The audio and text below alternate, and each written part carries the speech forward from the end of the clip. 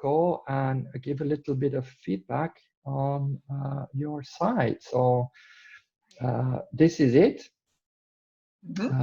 Looks pretty good. So your sister-in-law, she definitely has done a really good job. But there are things that can improve from several different angles.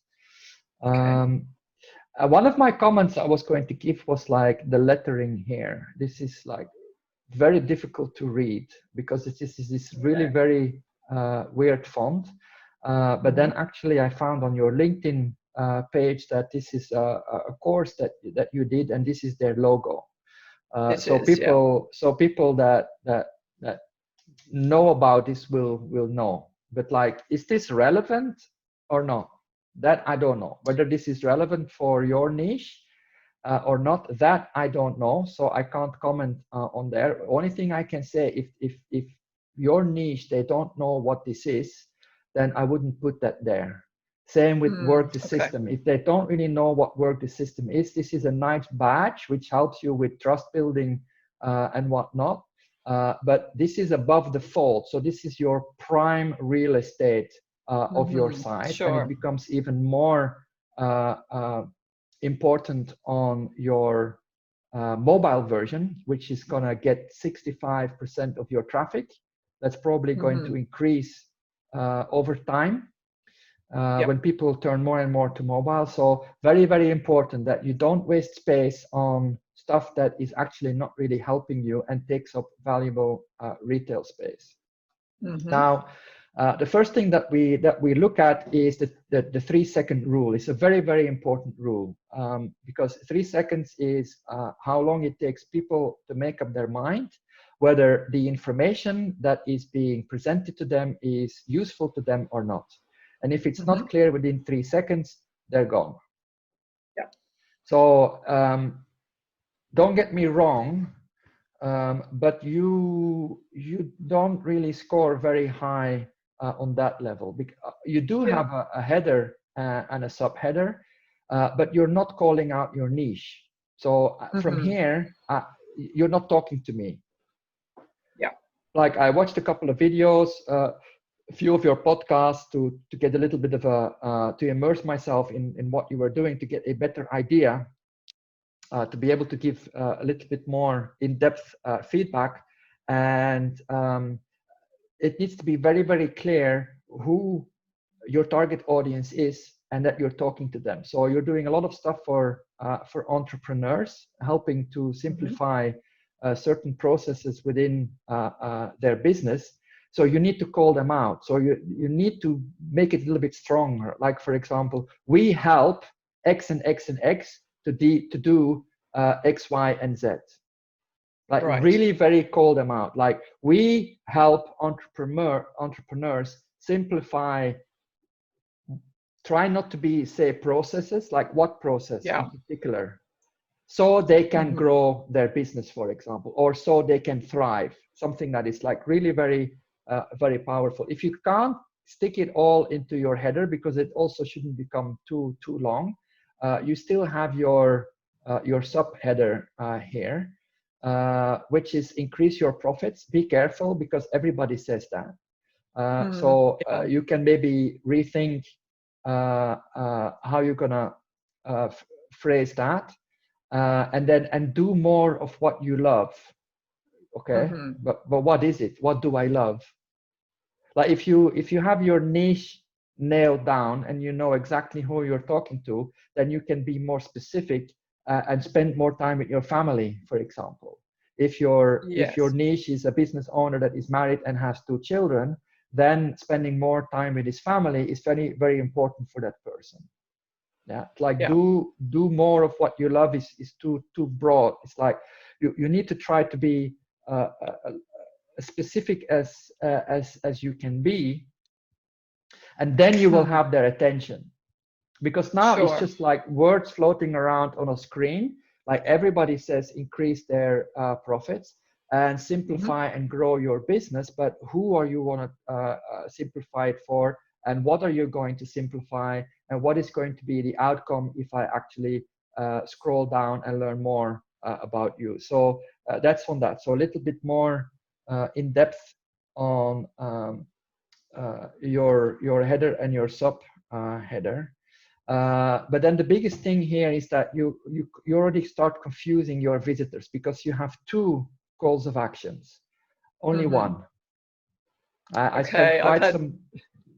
Yeah, I've had a lot of different advice about calls to action. I've been told 3, 2, 1. It's okay. it's so a bit confusing. Let me know who gave you that that advice. You can have more options, but they should be further down with like different links, for example. Not here. Like, what do you want people to do? You want people to get a free self-assessment, or you want them to arrange free scale up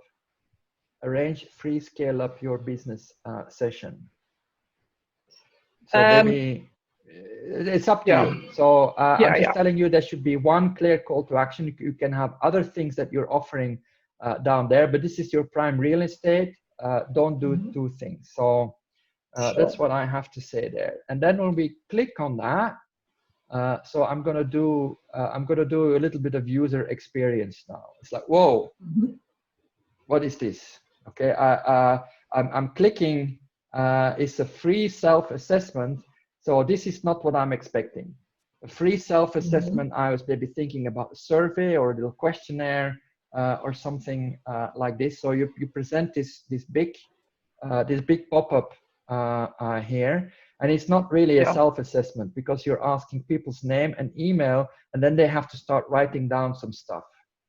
What is your biggest business frustration? And here you will already lose a lot of people because they're not willing to tell that. So to type a lot of stuff. Yeah, it is. It's not they don't know mandatory, that you, one. so But why would I talk to you about my biggest frustration in my business? I don't know you. You have not built or gained my trust yet, so I'm not going to tell you, and I'm leaving. I mean, it sounds pretty rude, but I'm just playing the customer now. So I'm just. No, I get that. And So even though it's not mandatory, what a lead magnet is supposed to do is for you to present yourself to your visitor and to start building up that trust. Like, you're going to give away something valuable for free, and all the questions, they will come afterwards. Once people trust you and they know what you're doing, they might be more willing to start answering questions that will require them to type a lot of information here also, which is also not really that great on a mobile. So basically, this free assessment, I think that goes to a ebook, right? Yes. Because I did that earlier. So this is the ebook there. Just say it as it is, like how to set up your business to thrive post-pandemic. Download your free guide here. Bang, done. Name, email, finished. That's your lead magnet. Because the objective for you here is to get their email address and their name, so you can start building a relationship with them, right? To start sending out your sequences. So call it as it is, and don't confuse people. Don't write it's not all a of the stuff at the top. It's not a self-assessment. You're giving away a free guide based on your experience. Call it as it is. Say, download your free guide here. You have a good title here with how to set up your business to thrive post-pandemic, for example, can be like in your call to action, or you need to have a little icon or a little creative with a book or a tablet that people know what they're going to get. Like that 10 questions every business owner should ask. Okay, so call it a free guide rather than a self-assessment is what you're saying. Okay, and even though that field about filling in what's your biggest business frustration is optional, that's still not good to include there. That pop-up just should have like, where can we send your free e-guide, name, email, that's it. And then people click download or submit, and then that will work as a proper lead magnet. Now you will have massive drop-off rate on this. Sure. What you have here, the next one is, again, you have the same pop-up with a lot of things in there. The same stuff. This is just to set up a free call. So why not send them straight to your calendar? Sure. Yeah, that's something that I'm looking to do instead. Because So if just go you do straight. that, you get their email address and their name anyway as part of the process. So there's no real need for them to put up. I didn't click through this now, Sure. but this No, is it's to the set same up a. experience. Yeah, I mean, this shouldn't be there yet. I would really not use that as your call to action here. I would redo this and give away your ebook, and I can show you some examples of ebooks, covers, and so on that I've made. It's really very easy to set up.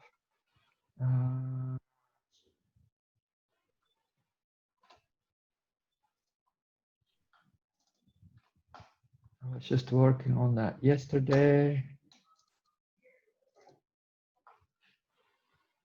Like stuff like this, for example.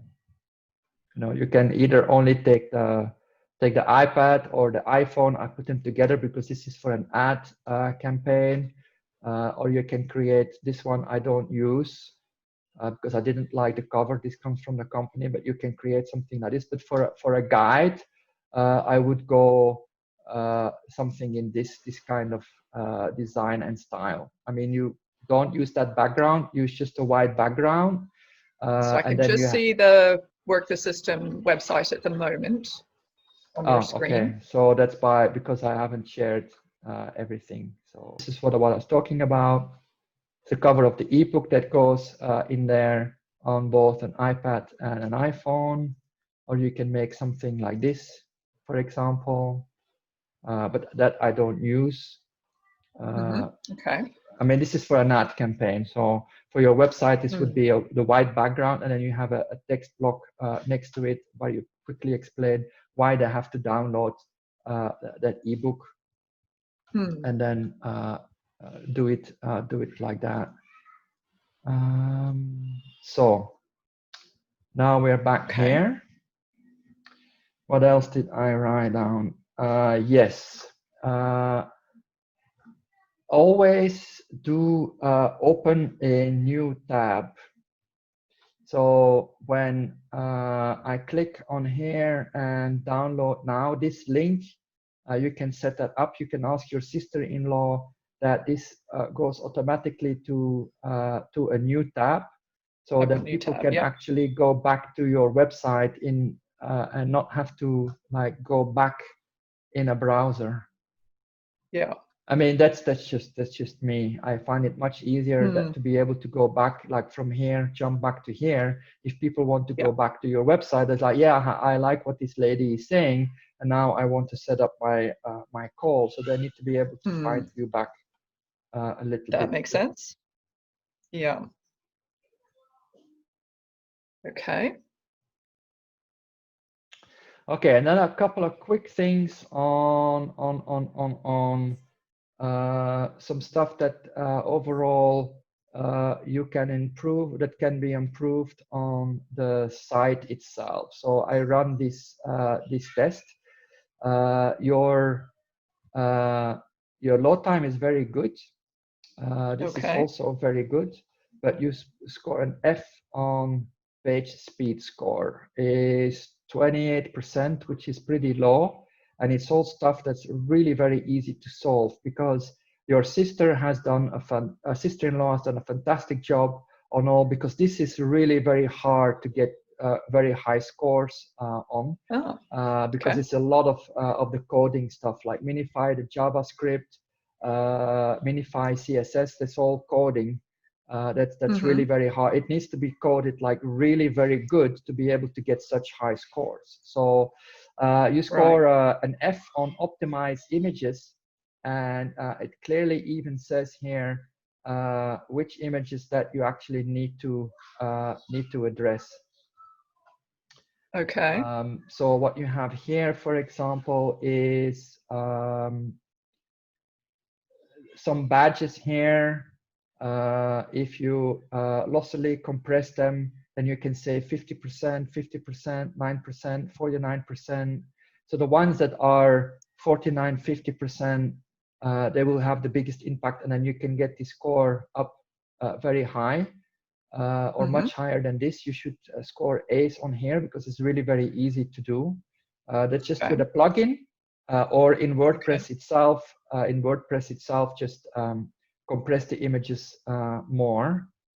I don't know why there is no browser caching, leverage browser caching. You can have something like this. This comes through the server, so this has to do with whoever is hosting your site. But if that's not included in your hosting package, you can do something like Cloudflare and set that up. That's free. Just to make sure that if people revisit the site, that it loads the cached version and doesn't have to reload from the server again and again and again. So that will get this up also. And the other one here is serve scaled images. And it actually tells you which one it is. Like this is your logo for Work the System. How it's being presented is in this format. Well, actually, if you put a picture on your website as 150, 150, then it will load much quicker because that's actually the scale at which it's being served. So there's no need to have this high resolution, and you'll see it's for all the small icons here. I'm not sure what this is on the brink. Let's see. Oh, those are the this is a podcast. The podcast. Yeah. So there you go. So there's no need that I see this big picture because on the site itself it's really very small. So stuff that's really very easy to do, and that will make this score. And then you get probably a B here, or maybe even if you can have an A and a B, then you have a really very fast site. So all the hard work is done with all the difficult stuff. So clean up the easy stuff, and you're laughing when it comes to that. So great. But overall, it loads very quick. But you can get this to 1 second. If you do this, if you work on this, you get this to 1 second, and that's not easy to achieve. So big compliment for your sister-in-law. She's done a really very good job from the technical background. Yeah, and she's learning as well. So she's done very well. I need her phone number because getting. Oh, really? Yeah, sure. Like getting sites load very fast is a constant battle. It's not really very easy to do. So if she has some good tips and techniques, I'm happy to learn, and then she can learn some marketing techniques from me. Absolutely. So that we both benefit from it. Okay, so let's go back to your pay, and all the rest that I have here is not really. Yeah, it will make the user experience maybe a little bit better. Is that I see a lot of too much white everywhere. The blocks are indicated with these lines, but you're using really very nice colors for your site, and they're nicely done because the tone is good. It's not like a different blue than what you have here. So it visually it's really very nice. So you can use these very nice colors then to identify sections better, so that it's easier for the user to see like what is different. Like for example here, this section here, process documentation is necessary so that you can identify and then to achieve the following results. So you can have this block, for example, in like a lighter blue tone, like this blue tone, for example, with this orange at the back. and then see, maybe you have to change the color of the text. I don't know. You have to see how that comes out. But then it's like bang, you know, it comes out straight away. It stands out more, because this is about the benefits that you're going to bring to the table, like happier customers, reduce time, improve revenue, focus on growing, and create time and freedom for yourself. So can be full page width. That's personal preference, full page width, or just create a block here. Yeah. Then you have testimonials. I would make a little bit more stink about that. So I would put something on top here. Here's what we have done for others, or what others have to say. So make it really very clear that that is a testimonial section, for example. Okay. You have a little bit too much text. You said in the introduction that you worked on text. Have cut it down. Yeah. There's still a lot that you can do. Anything that's not really bringing anything extra to the table that you can cut out, you need to cut out. People don't read anymore. We're too lazy. Everything needs to be quick, and so on. So the you can drop. You just like start with working long hours, question mark. You don't even have to put in your business in there, because you're going after entrepreneurs. They know that if they're working long hours, it's obvious that it's in their business. Working long hours, question mark. Can't seem to keep on top of everything. Can't keep on top, question mark. Like you can really condense that a lot more. Back. Okay. Same here. Caught up in the day-to-day stuff, question mark. No time for lead generation or something like this, to go after sales opportunities. Yeah. Follow-up lead generate. I would maybe look a little bit at different wording there. Doing tasks that you hate. Is this your avatar? Is that what they're doing? Probably. So if this is a really very strong selling point, then maybe put this up, because everybody thinks that they're working too much. So when they read that, there's a lot of other websites that mention this already also. So if a lot of tasks or stuff that they're doing that they're hating and not good at, if that's important for your avatar, put this first, because that will stick. Okay. And then, do you wish your business could run smoothly without you being there, so you can focus on? I would rewrite that also. Wouldn't it be nice that this and this would happen? Do you wish? Is, I don't know. I do some copywriting also, and like, do you wish that doesn't? You need to find stronger wording for this.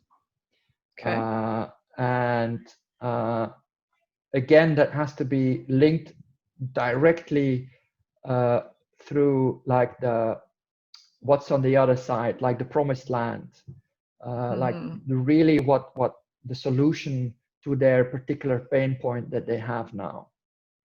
Right. So if it's running a business without them being there, then that's great. But then rephrase that a little bit. Right.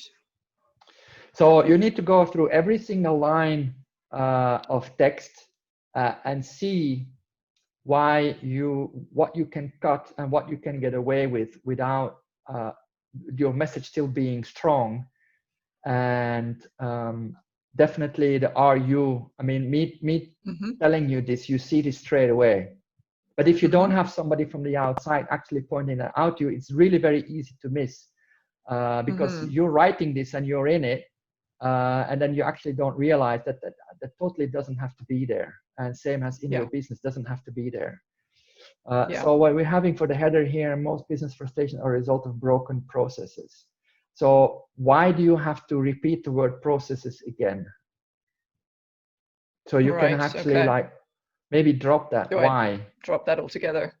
Yeah, because you're talking about that is like repetition sometimes is good, but sometimes it isn't, especially in this particular section is really very important because it's just underneath. It's normally part of your above the fold.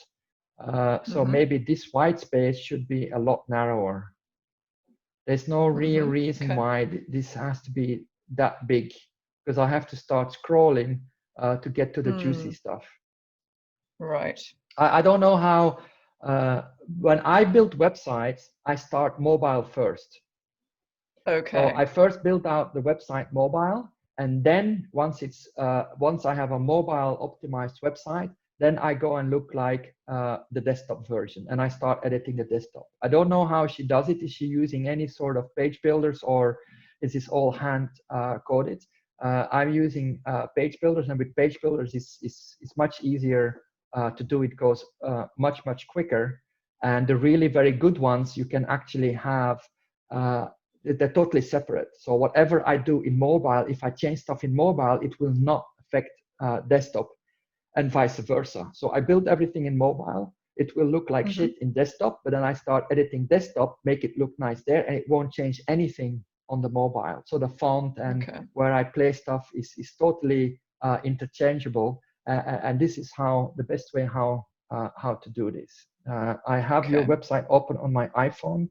I'll come to that in a minute. So what else do we have here? This is good.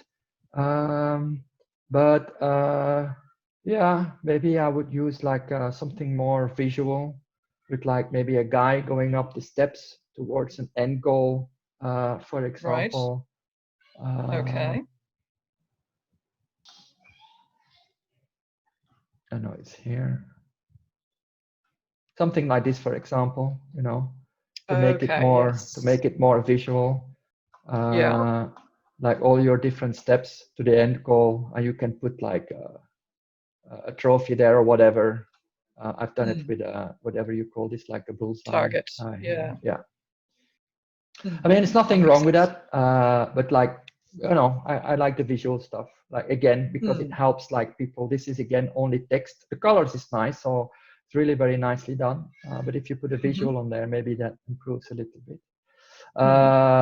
And then what I said earlier, like in these blocks with color. So this is again something services that you can make stand out a little bit differently, because again it's all white background. This is all very nice. I really like it, so that's good. But then I see this here twice. I don't think that should be there. That should not be there. I mean, you're talking about using the word system method. I would make a separate section out of this and then actually explain what is the work the system method. I don't think you do that anywhere.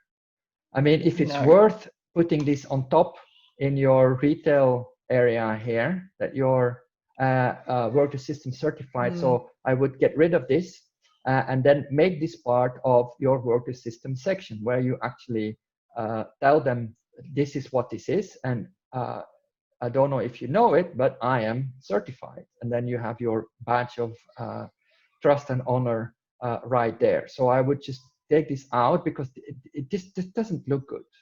It's just like you have a graphic here and then this appears under the text. Like, no, get rid of it. Drop this down a little bit. That this comes out nicely next to the text here. And then you create another section here. Again, you can change that in a different color, where you explain why or what work the system is. Okay. And then it's about you. That's good.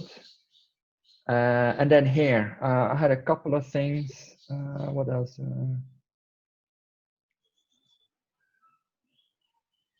Yes. Couple of things here. This one doesn't work. If I click on it, it tells me that. Strange. The It page has worked for no, me. yeah, doesn't exist. Sorry, this content isn't available at the moment. Strange.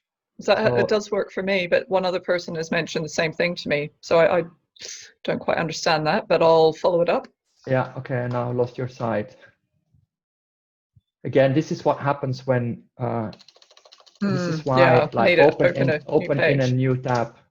You see, Yeah. it's like all these link clicks, open in a new tab, another tab open, so I can go back to your site if I want to. So this one wasn't working for me. And these are all videos. And I was looking at this one from Belinda. Ah, yes, this is something I just noticed now. Like if you can have that whole thing.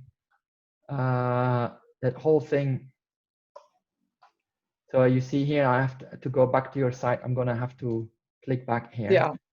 People are used to the whole thing, like click to watch, make the whole box clickable, not just only this thing here. Oh, okay. All right.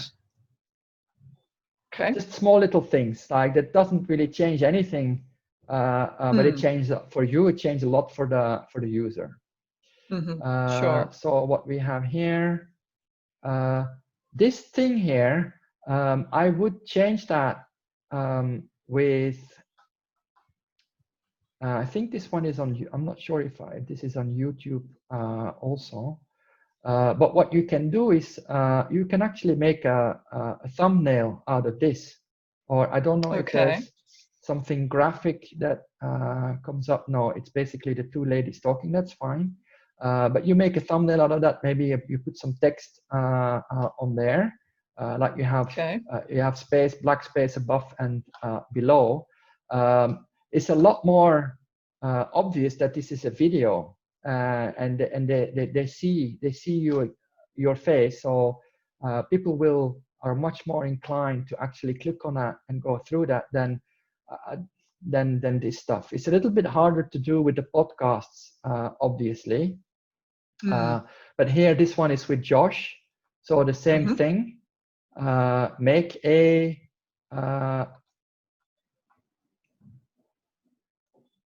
I don't. Is this is on their side? Okay. Yes.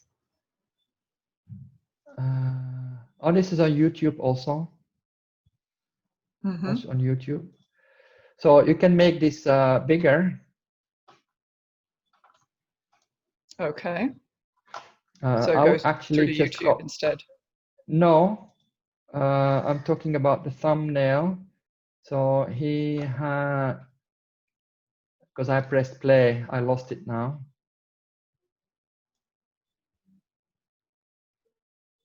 Let me see if you can get it back. There you go. This is a very good thumbnail. I would just grab this one because it has Word System on there. It has Josh and yourself on there. So looks much better. Looks much better than what's on there now. This thing All here. right, I will work that out. I haven't come across the thumbnail approach, so I'll dig into that. It's very easy to make, and then you can even put like the little arrow on there, like the YouTube play arrow. Okay. I'm quite sure if your sister-in-law is a designer, she will know exactly how to do this and how to make this. That's not really very complicated. Big step. Mobile optimization, just a quick one. Sure.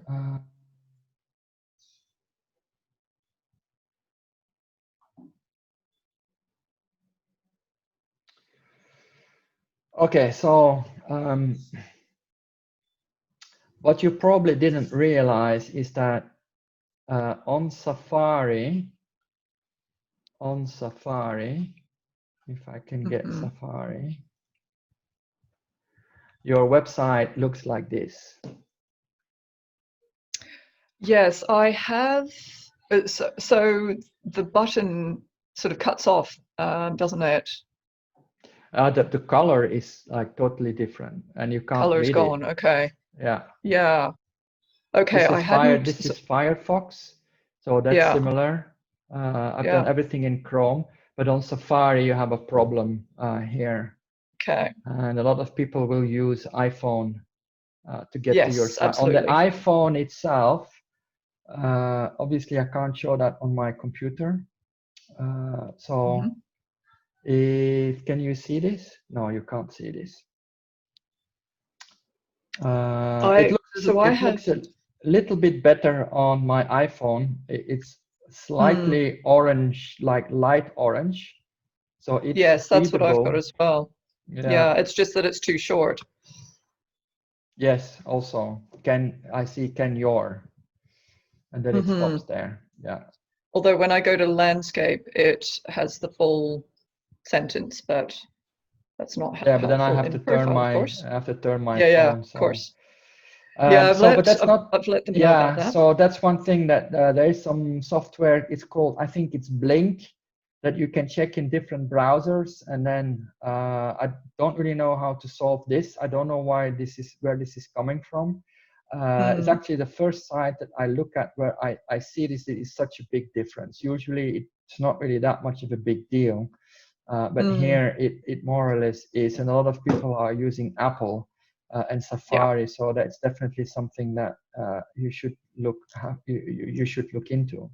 But if you open your site on your phone, you see straight away what I mean with the retail space, and in that homepage kind of that photo, the man running from the office to the beach is a little bit too big. If this would be my site, it looks really very nice on desktop, but it serves no purpose. It serves no conversion purpose. Okay. So what I would do here is actually to have a graphic representation of your free guide, and then the call to action: download your free whatever we discussed earlier today. So you'd have the picture of the guide on the home page. Yeah, like yes. I mean, I would definitely put that on your desktop also, but you can keep that. So you can keep that there. You have to see how it looks. All right. How it looks. So reduce the size of the man running, and then have the guide come up on the mobile site. The guide comes up, and then the man running underneath. Or your cover of your ebook can be this. This can actually be the cover of your ebook with then your text above and below. Right. Okay. So remove the man altogether. Yeah. So and then you would have like your ebook mockup on iPad, iPhone, or if you prefer, like a book itself, and then your call to action, that it's clear what they're going to download. There is a guide there, which what was it called again? I closed it already. Yeah. Free guide. Yeah, it's like the 10 questions on thriving or something. Sure. So is your business set up to thrive post-COVID, post-pandemic? Yeah, but I wouldn't use a question. A guide should be how to. Right. Okay. How to set your business up. Then you have to play a little bit around with like good, strong ebook titles. How 10 ways to thrive post-COVID, for example. Right. Okay. How to thrive past endemic, and then your subheader can be 10 ways to, or the 10 ways, or you see what I mean. So like really very don't do a question. Don't do a question. A question you can use in like a Facebook ad campaign, for example, if you want to run ads to build your email list or something, but not here. Like really very specific. Like this guide, it will how to, and the numbers in there is always good. Like be very specific. 10 ways to do this. 10 ways to do that. 10 facts you didn't know about on how to thrive or 10 questions you need to ask yourself how to thrive post-pandemic. 10 questions you need to ask yourself, something like this. I mean, you can brainstorm like 3 days, a whole day, about headers and headlines and so on. So yes, of course. Make it strong and powerful. Okay. There you go. I'm done talking. I talked a lot.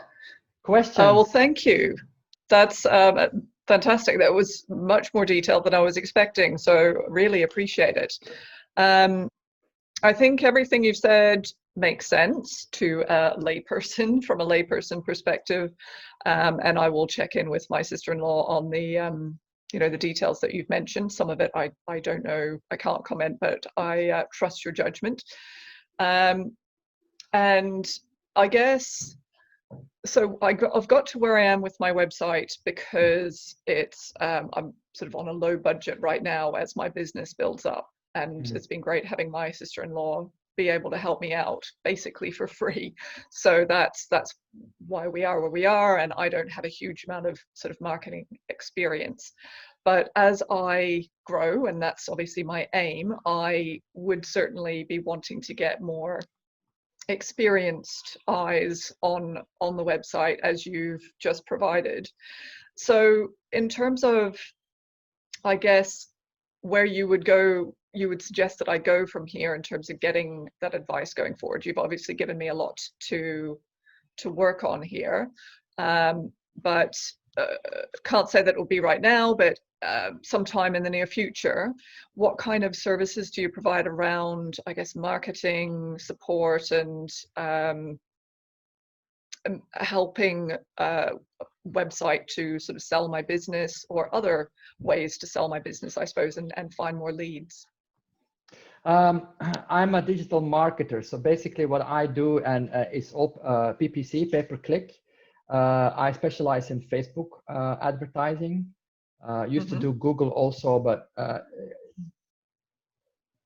you can't really keep up because these things are changing so rapidly. So I'm delegating Google Ads away to my colleagues, and I'm doing the Facebook side of stuff of the for paid advertising. The reason why I made this presentation for Josh's group, I'm basically doing this almost every single day, because people, they approach me because they want to run ads. I either have full funnels built out, or do lead generation, or sell products. But what I've seen over the years is that where people want to drive their traffic to is just not good enough. And if you have certain parts within your whole funnel has to work together as a unit, there is no point starting with paid advertising and starting to spend money to send people to somewhere if I know that you're going to lose them, because you're spending all that money to get people there, and then you should try to get the most out of once they're there. And it's where this is whole started from, because I saw so much like badly made, like lead magnets that weren't working, not correct lead magnets, like not the right landing pages, not the right funnel, no email follow-ups, no real strategy and clarity and direction of where to go. That is actually became a big part of what I'm doing. Is like making sure that the whole process starts not with the ads, but starts here. So the ads actually is the last part. Once everything behind is ready and the foundations are there and they're solid, then you can start spending money and driving traffic to wherever you want to drive them, with whatever hook or product or training that you want to sell. I always tell people, and I'm not really sure how in depth that I went in that during the, let me just close this for a second. What I was trying to say is that when you send them This is a home page. This is not a landing page. So a landing page has one clickable area, or there's one call to action on there, or one link that they can click. I mean, that link can be on there, repeated several times, but none of this is there, because you don't want people to start wandering away. Like a whole point of a landing page is like one goal is to convert that person to whatever it's supposed to convert. Like if it's buying a product, signing up for a webinar, getting a free guide because you're doing lead generation, there should be only one clickable link on there, which is the one action that you want people to take. You don't want them to go and check the about or media or contact. Landing page is very different from a website or a home page. Yeah. So basically that's what I'm building then, which is landing pages, making lead magnets for people, and then running the paid traffic to it, like optimizing, because everything needs to be optimized. And it's not like, okay, it's ready, let's go. There's heat maps on there that I install on there to actually see, like, okay, when people actually hit that landing page, we paid for that traffic, what are they doing? Where are they going? Like see, like, where do they hover with their mouse? Where do they stop? Where do they scroll over really very quickly? If you see, for example, that they're not interested in this and they quickly go here, then maybe we have to put about the founder much higher and drop this part, what people are not reading, for example. So that's the optimization afterwards. So but it's all paid traffic. So right. So yeah. Yeah. Okay. And if you're not ready to start spending money on Facebook ads, because you need to know where you want to take this business. Are you doing online coaching, for example?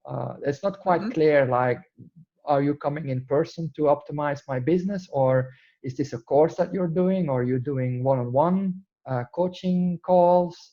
None of that is clear from your homepage. So okay, does that need to be clear on the homepage? Yes. Okay. Because you're giving information, but where does it lead to? Because now I'm interested, like, okay, this lady, she knows what she's talking about, but where does it lead to? Okay, so having the services further down here, yeah, is too far down by the sounds of it. Okay. So here we have one, done for you online consulting. And then option 2, on one-to-one online coaching. One-on-one so those online are the two coaching. main. Yeah, those are the two main. It's all online coaching. So that needs to be much clearer. I mean, I only discovered this now because I didn't really go in depth on your content. I just looked at the outside. But definitely where you want to take this is your online coaching program, and you're collecting leads.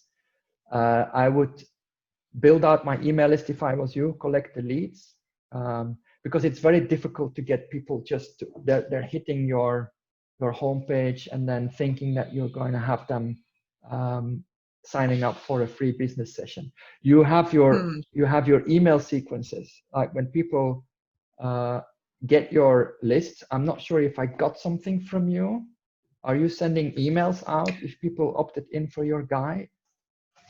So yes, what I do, it's all manual at the moment. So because I knew it was you, I would normally get in touch. Yes, yeah. But well, the idea is that I get the email address.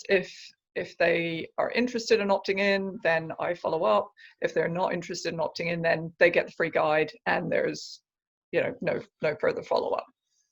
But this is all kind of new stuff to me. I haven't really got my head around exactly how all of that works. Yeah, so that's kind of the next step. If you're starting to run paid traffic to build up your email list, you're going to have to automate this process. It's really very easy to set up. When people click get the guide, bang, they get an email straight away. Hey, there you go. Here's your guide. Thank you for signing up. A little bit more about yourself, and then you can put your arrange a free business session, you put that call to action in your email, and then 2 days later, like, hey, did you have a chance to look at your email?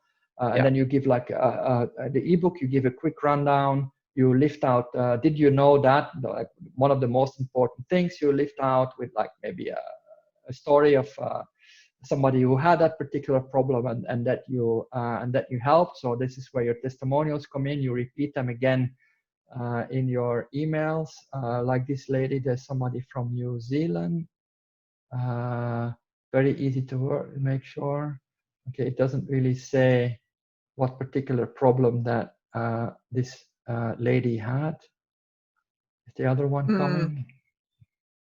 So this is how you start doing your story building, and that's where you have your email sequences come in, what they call like lead nurturing. You're nurturing your lead, you present the information and so on, and not always only selling, but also sharing information, sharing some success stories of something what they can your niche audience can identify. Yeah, I have this problem also, like Lalita, and then Sharon was able, like, hey, this is what I did for Lalita Scott.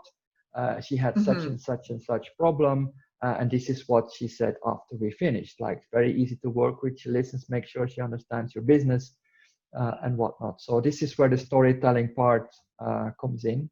And you need to automate that, like ebook thank you email goes out 2 days later, another email maybe 24 hours later, and another one 2 days. Like, you need to have like 5 to 7 emails in a sequence after that ebook download, and then if they still have not clicked any of your call to actions, then they become what I would call like not really warm leads anymore, but you keep them in your database. And then when you have a blog post to share, or you come up with a new product or something like that, then you reactivate that list again, because that's traffic that's yours already. You paid for it, you got it, you own that traffic. You don't have to pay anybody anymore to email them. So that's the best traffic, to have, and this is where your customers eventually will come from also. Right.